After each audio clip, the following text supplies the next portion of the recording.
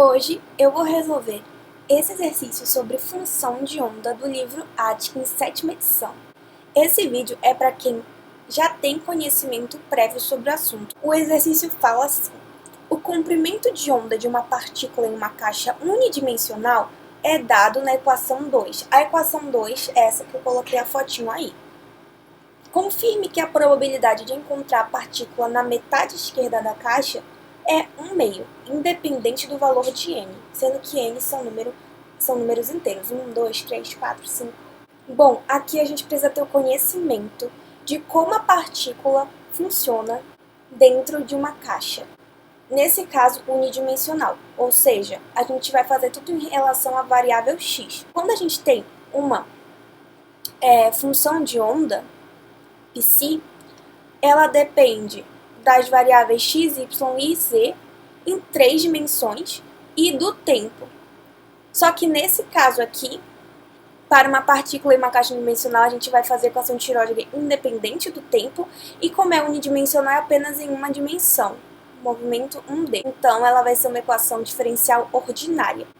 Numa partícula dentro de uma caixa se movendo livremente, para ela ficar presa aqui, a gente tem o conhecimento que os potenciais fora da caixa tem que ser menos infinito e mais infinito, porque a partícula desse jeito não consegue escapar e vai ficar presa aqui dentro da caixa.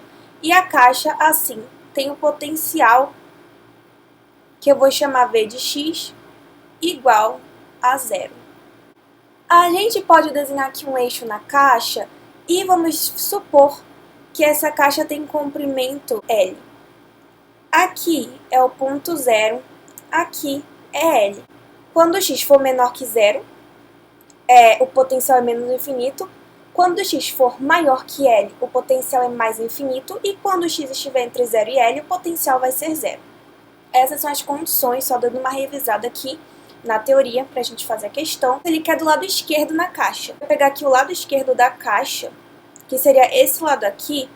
Então, aqui seria L sobre 2. E se fosse o lado direito, a gente pegaria esse espaço de L sobre 2 até L. Como o potencial é 0, a gente também sabe que a probabilidade de se encontrar um elétron dentro da caixa vai ser igual em todos os pontos. Onde é que veio essa fórmula aqui, que eles chamaram de equação 2? Não precisa saber, mas só para dar um adendo aqui, essa função de onda aqui é o resultado da equação de Schrödinger.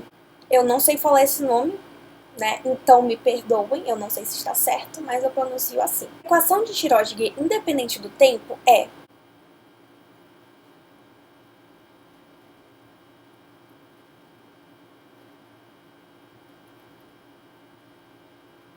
o potencial a gente sabe que é 0. Então, a gente vai ter só isso daqui. Daqui a derivada segunda da função em relação a x, né? Tá vendo que ela é uma EDO, pois a gente só tem a variável x, igual a energia total do sistema. Isso daqui é a energia cinética do elétron. Resolvendo essa EDO, a gente chega numa função seno, e quando a gente normaliza ela, a gente chega nessa função de onda aqui. Então, quando a partícula está dentro de uma caixa, segue essa equação aqui. A gente também sabe que a probabilidade é a integral da densidade de probabilidade, que é a função de onda, o módulo da função de onda ao quadrado, em relação a x, nesse caso, que é unidimensional. E a gente também sabe que o módulo ao quadrado da função de onda é a função de onda vezes o seu complexo conjugado, que é só trocar o sinal da parte imaginária. Porém, observa nessa equação que não tem parte imaginária. Então, como não tem parte imaginária, o complexo conjugado vai ser a própria função. Então, vai ficar a função vezes a própria função. Então, a gente pode escrever que, nesse caso, o quadrado do módulo da função de onda vai ficar a própria função ao quadrado. Então, é só elevar isso daqui ao quadrado e calcular a integral. E os limites de integração, né? Nesse caso, como a gente quer do lado esquerdo, seria de 0 a L sobre 2, como eu falei. E se a gente fizesse, por acaso, de 0 a L?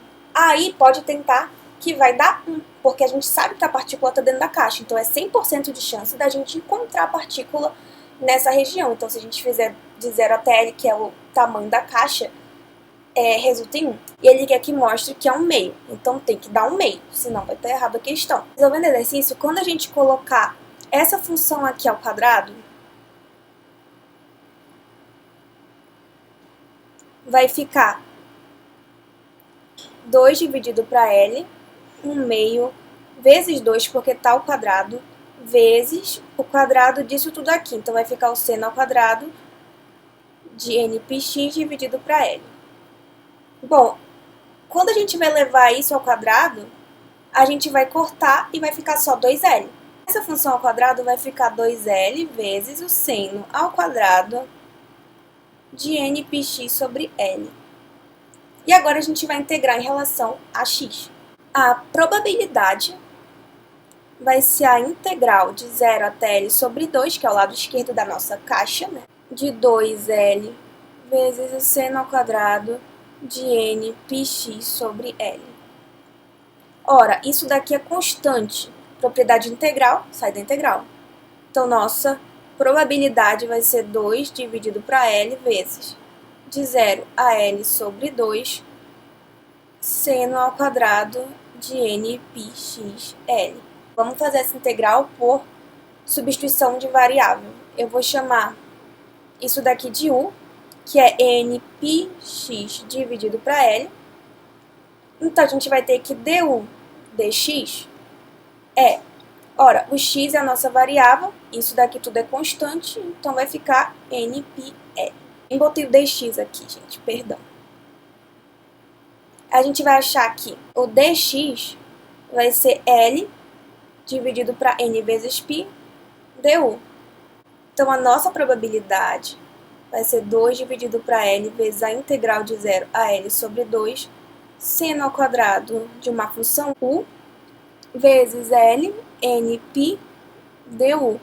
Isso daqui, ó, é constante e vai sair da integral. Então, vai ficar que a probabilidade é 2 dividido para L, vezes L, nπ, integral de 0 a L sobre 2, seno ao quadrado de u, du. A gente sabe que seno ao quadrado de x é 1 menos cosseno de 2x sobre 2. Integral de seno ao quadrado de u, du, é a mesma coisa que a integral de 1 meio menos cosseno de 2x, de 2u, né, nesse caso, dividido para 2, du.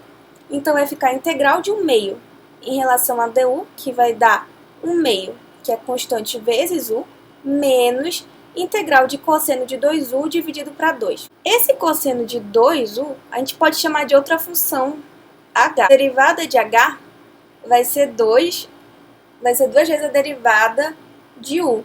Então, du vai ser o dh dividido por 2, né? De cosseno. Aqui, esse 2, né, é 1 dividido para 2, eu vou passar aqui que é constante. Integral de cosseno de 2u.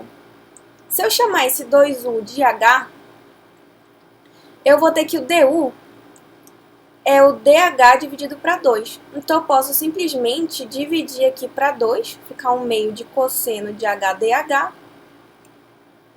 E aí, como esse 1 meio é constante, eu tiro aqui para fora da integral, 1/4, integral de cosseno h dh.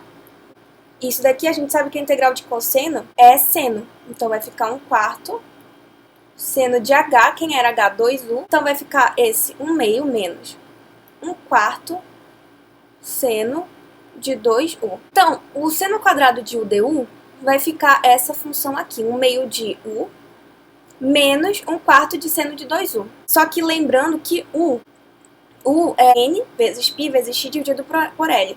Então, vai ficar 1 meio de nπx dividido por L menos 1/4 seno de 2nπx dividido por L. A probabilidade...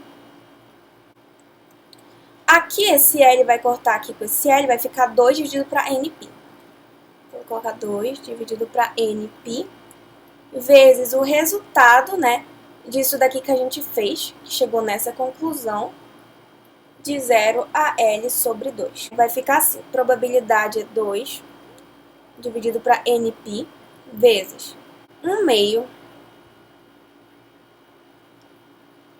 Quando o x for L sobre 2, vai ficar nπ dividido para L vezes o x, que é L dividido para 2, menos 1/4 vezes o seno de 2nπ dividido para L vezes x, que é L dividido para 2.